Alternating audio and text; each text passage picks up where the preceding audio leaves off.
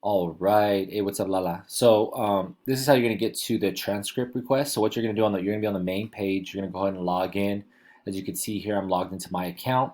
Right here on the underneath this little mini page here, you're gonna see transcript info. Okay, right below the about us. You're gonna click on that, and it's gonna take you to this page. Once you get to this page, you're gonna go ahead and click on the big blue here and you're going to click on that. You're going to get a free unofficial transcript, but you're going to most likely need an official transcript. So that's where you're going to click on the transfer request listed here. You're going to go ahead and click on it there. It's going to take you to this page. You could go ahead and read through it if you want more information, but basically you're going to scroll down to the bottom and you're going to click on order your official transcript here.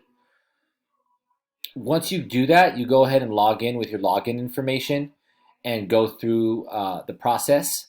You're going to have to go to, of course, log in and register. You're going to select the documents that you want, go over the order details, provide consent, your billing information, and then review your order. And then you can go ahead and get that sent out. I haven't done this yet because I'm waiting for all of my transcripts that I need before having them send over an official one. I do not know how much it cost. So I would look into that. I'm assuming it's not too much. I've sent over some stuff from UCSD Extension as well as San Diego State, and it hasn't been more than $20. So I'm assuming that your request for transcript won't be more than $20. But that's pretty much the process. If you do have any questions, feel free to contact me, and we can kind of get through it together. So I hope this helps, and have a great day.